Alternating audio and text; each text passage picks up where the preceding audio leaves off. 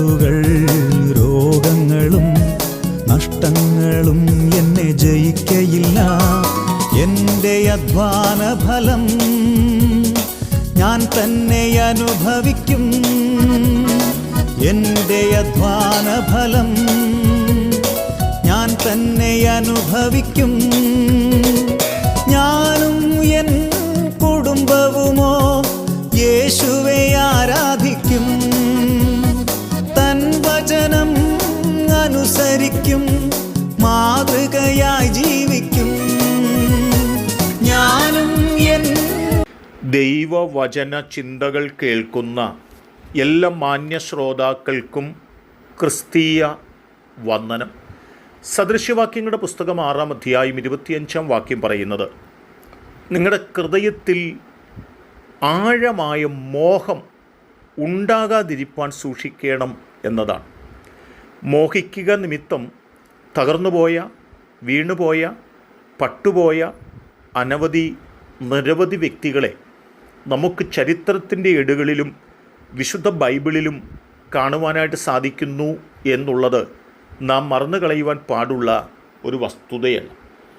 യാക്കോബിൻ്റെ ലേഖനത്തിൽ ലേഖനകർത്താവ് പറയുന്നത്, ഓരോരുത്തൻ പരീക്ഷിക്കപ്പെടുന്നത് സ്വന്തം മോഹത്താൽ ആകർഷിച്ച് വശീകരിക്കപ്പെടുകയാലാകുന്നു.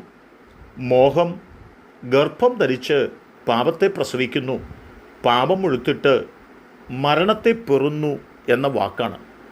ഇവിടെ മോഹം എന്ന് പറയുന്നത് ജീവിതത്തിൽ ഏറ്റവും വലിയ പരാജയത്തിലേക്കും താഴ്ചയിലേക്കും നമ്മെ കൊണ്ടെത്തിക്കുന്ന ഒരു ഘടകമായിട്ടാണ് ഓർമ്മപ്പെടുത്തുന്നത്. നമുക്കറിയാം, പണത്തെ മോഹിച്ചവർ, വീടിനെ മോഹിച്ചവർ, അങ്ങനെ ഈ ലോകത്തുള്ള പലതിനെയും മോഹിച്ച ആളുകൾ അത് നേടിയെടുക്കുവാൻ വേണ്ടിയുള്ള പരിശ്രമത്തിൻ്റെ ഇടയിൽ അവർ തകർന്നു പോയത് ചരിത്രത്തിൻ്റെ ഏടുകളിൽ കുറിക്കപ്പെട്ടിരിക്കുന്ന വസ്തുതകളായി നിലനിൽക്കുക തന്നെയാണ്.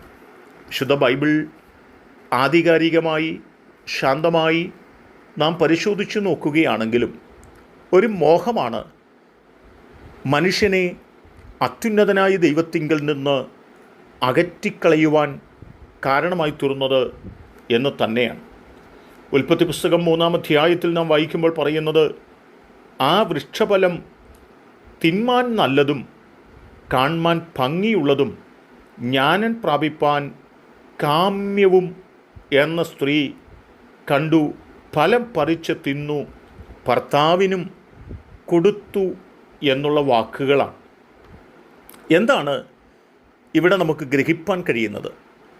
തോട്ടത്തിലേക്ക് കടന്നു വന്ന പാമ്പ് ഔവയെ ഉപായത്താൽ കൂട്ടത്തിൽ കൂട്ടി കുശലം പറഞ്ഞ് തോട്ടത്തിലൂടെ നടന്നു നീങ്ങുമ്പോൾ ഒരിക്കലും ഭക്ഷിക്കുവാൻ പാടില്ല എന്ന് പറഞ്ഞിരിക്കുന്ന ആ വൃക്ഷത്തിൻ്റെ അരികിലെത്തുമ്പോൾ ആ വൃക്ഷത്തെക്കുറിച്ച് കൂടുതലായി വിവരണങ്ങളും വിശുദ്ധീകരണങ്ങളും ഒക്കെ പറഞ്ഞപ്പോൾ ആ പറഞ്ഞതിനെയൊക്കെ സസൂക്ഷ്മം ശ്രദ്ധിച്ചുകൊണ്ട് ആ വൃക്ഷത്തെയും വൃക്ഷഫലത്തെയും ശ്രദ്ധിച്ചു നിന്നതായ ഹൗവയുടെ ജീവിതത്തിനകത്ത് ആ പഴം പറിച്ച് ഭക്ഷിക്കണമെന്നുള്ള ഒരു മോഹം ആഴമായിട്ട് കടന്നുകൂടുവാൻ ഇടയായിത്തീരുകയാണ്. ആ മോഹത്തിൻ്റെ ഫലമായിട്ട് ഹൗവ ആ ഫലം പറിച്ച് ഭക്ഷിക്കുകയും ആദമിന് കൊണ്ടുപോയി കൊടുക്കുകയും ചെയ്യുവാനിടയായി. തൽഫലമായി ആദമും ഹൗവയും ദൈവത്താൽ സൃഷ്ടിക്കപ്പെട്ട് അവരുടെ കാലം മുഴുവനും പാർക്കത്തക്ക തലത്തിൽ അവർക്കായി ഒരുക്കിക്കൊടുത്ത ആ തോട്ടത്തിൽ നിന്ന് അവർ പുറത്താക്കപ്പെടുവാൻ അത് കാരണമായി തീർന്നു എന്നുള്ളതാണ്. ഇവിടെ ഒരു മോഹമാണ് ആദമിനും ഹൗവയ്ക്കും തോട്ടം നഷ്ടപ്പെട്ടത്, യഹോവയെ ദൈവമായുള്ള ബന്ധം നഷ്ടപ്പെട്ടത്, അവരുടെ ജീവിതത്തിനകത്ത് ശിക്ഷയ്ക്ക്, നൊമ്പരങ്ങൾക്ക്, വേദനകൾക്കൊക്കെ കാരണമായി തീർന്നത് ഒരു മോഹം മാത്രമാണ് എന്ന് നാം മനസ്സിലാക്കേണ്ടതുണ്ട്. ദൈവത്തിൻ്റെ വചനത്തിൽ ഭക്തൻ പറയുന്നതും അതുതന്നെയാണ്. നമുക്ക് ചില കാഴ്ചകൾ, ചില കേൾവികൾ, ചില അറിവുകൾ നമ്മെ മോഹിപ്പിച്ചെന്ന് വരാം, ആ മോഹത്തിൻ്റെ ആരംഭത്തിൽ തന്നെ നാം അറിയേണ്ട ഒരു കാര്യമുണ്ട്.